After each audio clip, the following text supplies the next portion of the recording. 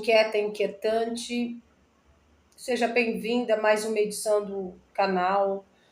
E eu vou começar dizendo que não está fácil a edição aqui, sem o meu PC funcionando direito, para ter um OBS Studio bombando para trazer material com vídeo de qualidade. Mas tudo que é feito com todo carinho, e Deus sabe a tanto custo que tem sido manter esse canal. Por isso eu peço a você que se inscreva, compartilhe, curta e comente. Deixe também sugestão para que a gente possa melhorar a qualidade do nosso conteúdo.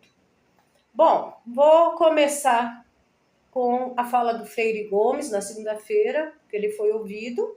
Ele foi uma das testemunhas do presidente Bolsonaro e ele disse que não houve orientação para movimentar tropas a fim de dar golpe. E isso faz com que caia mais uma farsa jurídica por terra.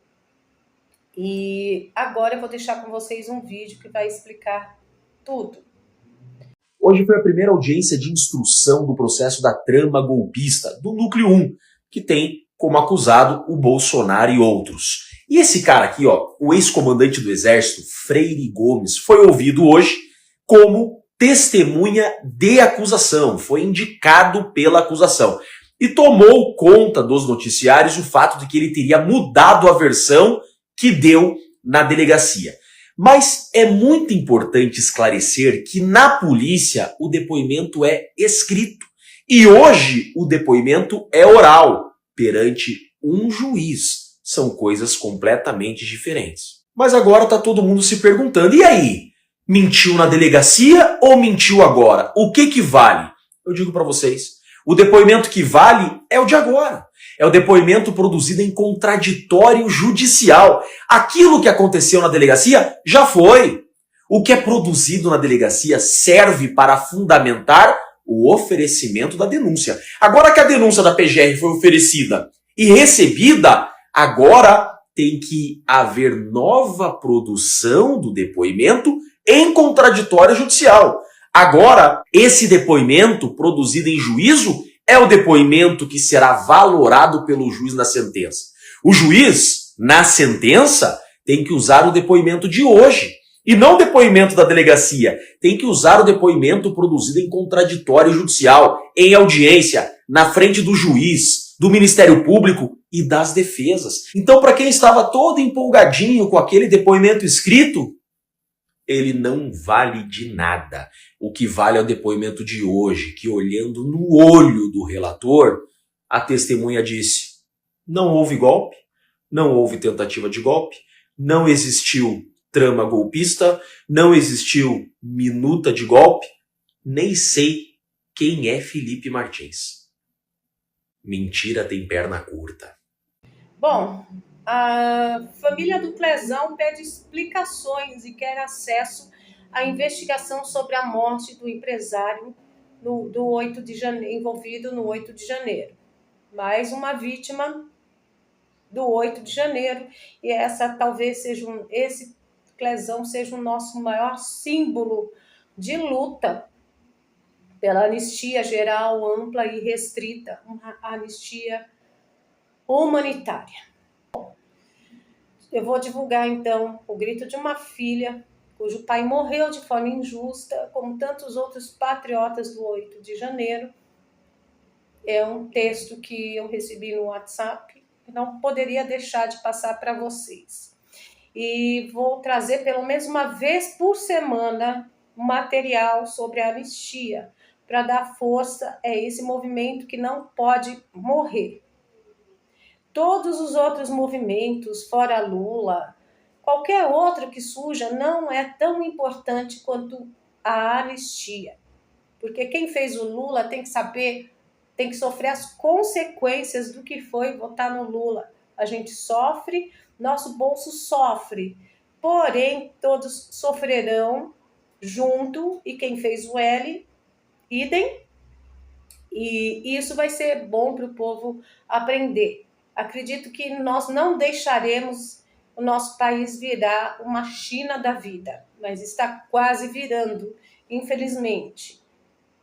Só que forças internas e forças externas não deixarão isso acontecer. Espero que não. Bom, vamos voltar ao assunto para não delongar demais, porque isso, o 8 de janeiro mexe comigo, então vamos adiante. Sou filha do patriota Clesão, sou filha de um homem íntegro que foi preso injustamente, humilhado, torturado e morreu dentro de um sistema que até hoje se cala. OAB, OAB, cadê você, OAB? Cadê direitos humanos que só sabe defender os manos?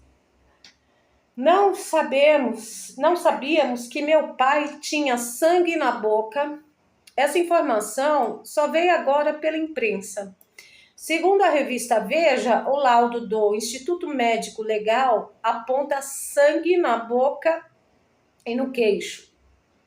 Ninguém nos avisou, ninguém explicou, ninguém respeitou a dor da nossa família. Meu pai merecia dignidade e todas as famílias, presos e exilados políticos merecem dignidade e respeito. Voltando, meu pai merecia dignidade e nós merecemos saber a verdade. Não vamos descansar até que tudo venha à tona. Exigimos explicações, ok? Bom.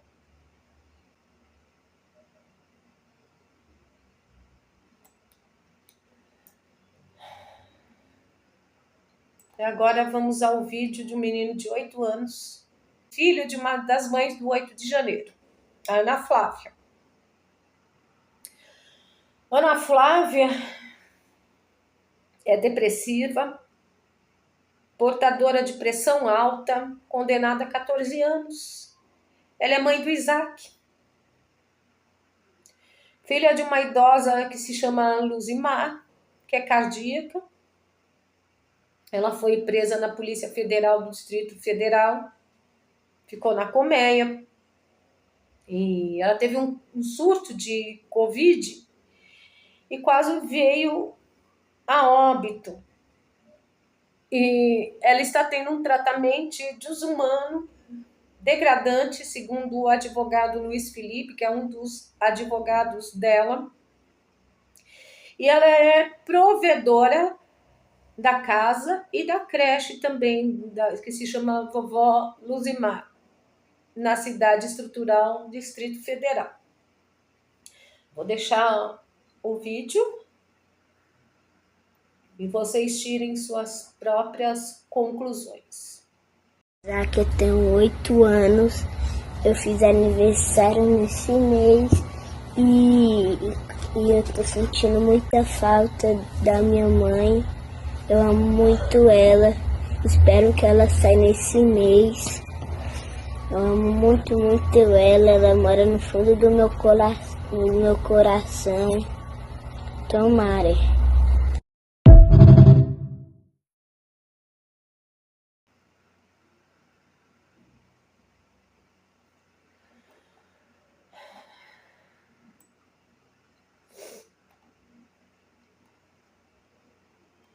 Bom, agora tem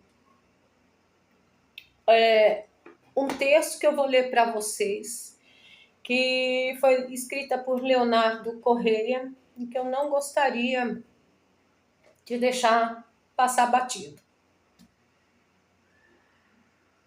Começando. A corte que nunca poderia ter impedido um golpe, por Leonardo Correia. Há algo de supostamente reconfortante na narrativa de que uma pessoa... Me perdoem, gente. Vou começar de novo. Há algo de supostamente reconfortante na narrativa de que uma corte de justiça salvou a democracia. Ela eleva os togados à estatura de heróis, confere à palavra o poder de conter a violência e oferece ao público um roteiro mágico de vilões frustrados por magistrados corajosos. Só faltam os fogos. Mas por mais sedutora que seja essa historieta, ela não resiste à prova fria da lógica institucional. Nenhuma corte de justiça, por mais respeitável que seja, tem poder para impedir um golpe de Estado. A fantasia do judiciário como escudo absoluto da ordem republicana é, na melhor das hipóteses, ingenuidade política, na pior, propaganda. Eu sei onde isso vai parar se a gente deixar. Vamos lá. Parei em propaganda. Um golpe de Estado não é um discurso inflamado, nem uma reunião secreta ou um tweet raivoso. É uma ação material abrupta, planejada e executada por quem tem controle de meios de força, tanques, armas, tropas, comandos. Envolve a deposição de autoridades legítimas, o fechamento de instituições, a ruptura da legalidade constitucional. E apenas um ator em qualquer sociedade moderna reúne os instrumentos físicos para dar o curso a tal empreitada, as Forças Armadas. Golpes não se combatem com decisões monocráticas, inquéritos judiciais ou medidas cautelares. Golpes se frustram. Quando se frustram, por obra de outra facção armada dentro ou fora do aparato militar que se recusa a aderir. A justiça nesse cenário é um ponto passivo. Ela não comanda batalhões, não ocupa quartéis, não intercepta combos logísticos, não toma postos de comando. Sua linguagem é anormal, sua força, autoridade simbólica. Pode, é certo, denunciar ameaças, punir crimes, declarar nulidades. Mas quando os fatos escapam ao mundo das palavras, resta ao judiciário assistir, resistir, simbolicamente ou sucumbir. Cortes são dissolvidas em minutos quando há tanques nas ruas, não há habeas corpus que detém uma coluna blindada.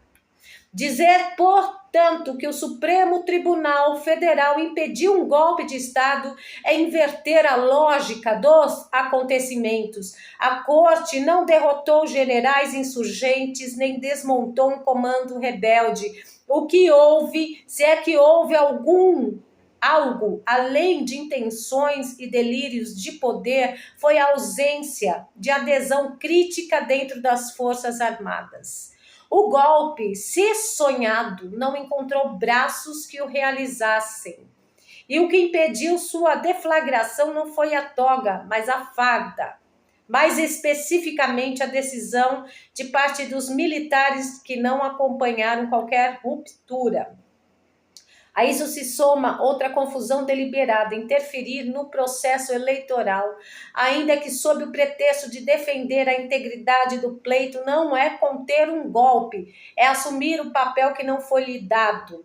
Cortes eleitorais que atuam como parte ativa do jogo político, censurando discursos, regulando plataformas, moldando narrativas e silenciando opositores, tornam-se protagonistas de um tipo diferente de anomalia institucional. Não evitam um colapso da democracia, apenas deslocam o centro de poder, trocam o risco da ruptura por uma nova forma de hegemonia, onde a autoridade judicial passa a reger o discurso e com ele a própria legitimidade do voto.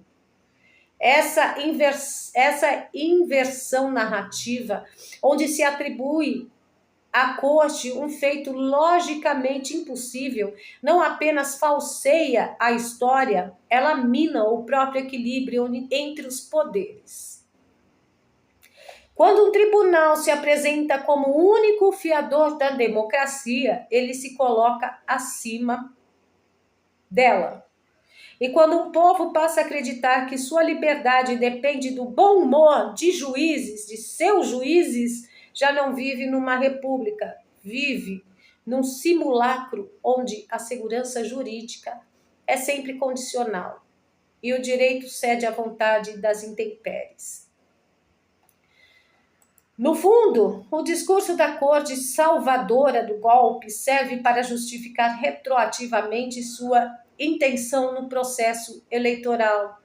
A censura à Jovem Pan e ao Brasil Paralelo, os bloqueios de perfis nas redes sociais, o meu foi um dos censurados, a perseguição a um teórico da conspiração como Alan dos Santos, coitado do Alan, a vigilância sobre jornalistas, tudo isso passa a ser reescrito como se fosse parte de uma cruzada legítima pela preservação do Estado de Direito. Mas quando a exceção se transforma em método, guardem essa palavra, método, e o controle das ideias se torna a principal missão da justiça, é o próprio direito que deixa de ser remédio contra o arbítrio e passa a ser a sua mais sofisticada engrenagem. O episódio do 8 de janeiro serviu, aliás, como prova definitiva da vulnerabilidade da corte diante de suas ações físicas. Se o Supremo fosse capaz de impedir um golpe, teria ao menos sido capaz de impedir a invasão do seu próprio edifício, ao seu próprio edifício. Mas não foi. Sua sede foi violada, seus salões destruídos, seus símbolos pisoteados e tudo isso diante da inércia momentânea das forças de segurança.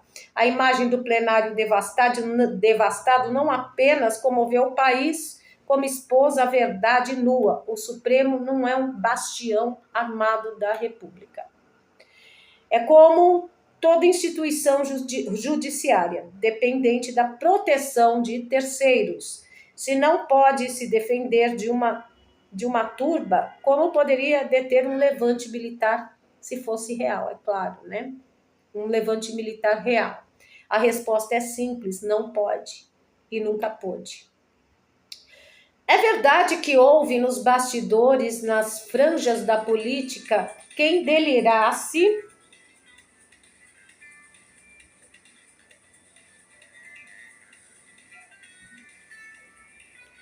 É verdade que houve nos bastidores e nas franjas da política quem delirasse com a ideia de um golpe, um pensamento esquizofrênico, desorganizado, sem pé nem cabeça, que circulava entre teóricos da conspiração, militares da reserva e oportunistas de ocasião. Mas pensar em um golpe não é executado. Faltou o essencial, a adesão de quem poderia realizá-lo. E quem poderia?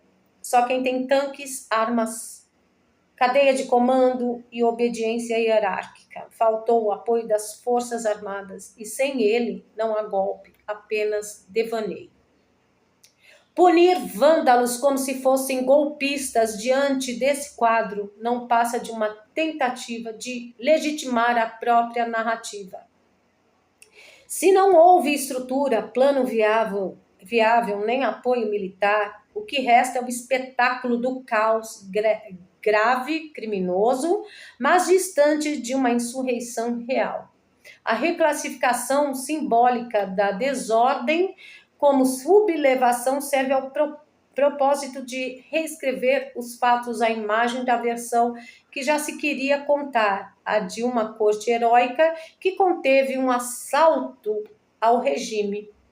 E por isso mesmo a retórica do golpe precisa ser mantida viva, mesmo à custa da precisão jurídica, da verdade histórica e da proporcionalidade das penas. Mas a realidade é que nos quartéis generais tinha monarquista, tinha intervencionista e tinha republicano. A única coisa que eu acho que se tinha em comum era a dúvida sobre as caixas mágicas E o povo queria mesmo que o exército tomasse atitude em relação a isso, a verificar se houve lisura no processo todo, vocês sabem qual, em 2022. Pessoas iam e voltavam de Brasília o tempo todo. E a invasão a Brasília seria simbólica. O povo acamparia em frente à praça, aos prédios da Praça dos Três Poderes, e lá ficaria acampado. Ninguém entraria ou sairia dos prédios. Seria uma espécie de obstrução aos prédios até que se tomasse alguma atitude para verificar se todo o processo tinha sido uma coisa válida. Porque até então, pelo menos a parte de propaganda de rádio, o opositor ao senhor que está no poder hoje, ele não teve o mesmo tempo dedicado em rádio no Nordeste, o que o prejudicou demais. Fora a questão da caixinha mágica, que ficou meio que... E o pessoal ficou em dúvida. Então, havia no meio do pessoal em frente aos QGs, monarquista, intervencionista, republicano, e cada um pedia uma coisa diferente. E isso, mais prova que isso, que não era um movimento organizado, não existe. Não existe. E quanto a bancar a estrutura, cada um fornecia o que podia. Pessoas levavam frutas, levavam capa de chuva, levavam café, doavam R$10. Era assim que funcionava em frente aos quartéis. Então, acusar senhorinhas de golpe de Estado já passou do limite. Todas as pessoas que foram do 8 de janeiro, que o movimento certo mesmo seria o povo ir na segunda-feira, e de repente uma turminha chamou o pessoal para ir no dia 8. O que acontece, gente? Todos foram revistados, houve uma barreira policial. Com todo mundo que foi para Brasília e com quem eu tenho contato fala a mesma coisa. Não houve falta de revista, todos foram revistados. E já é mais do que sabido que tinha gente aprontando lá dentro. Então, quem tem que pagar é quem depredou os prédios. Fora isso, eram manifestantes que estavam do lado de fora, ou então alguns que nem chegaram aí para a Praça dos Três Poderes e ficaram em frente ao quartel-general em Brasília. E é isso, gente. Eu vou deixar alguns recados aqui para vocês, ok? E a gente se vê, se a gente não se vê amanhã, a gente se vê depois de amanhã, ok? Quero fazer uma convocação a todos os paranaenses. Dia 23 agora de maio, sexta-feira, às 14 horas, eu e o deputado Ricardo Arruda organizamos uma audiência pública, Paraná pela Anistia. Um evento aberto ao público, então eu convoco todos, o maior número de pessoas possível, que compareçam no evento. Será na Assembleia Legislativa do Paraná. Vamos encher o plenário contra o totalitarismo. Vamos bradar, vamos juntos gritar pela anistia dos patriotas inocentes, pela anistia, pela justiça dos presos políticos. Compartilhe o máximo esse vídeo. Convoque todos os patriotas e amigos próximos. Vamos unir nossas forças. Sexta-feira, dia 23, às 14 horas. Eu espero por você. Vamos juntos lutar por um Brasil melhor. Um abraço. Tchau.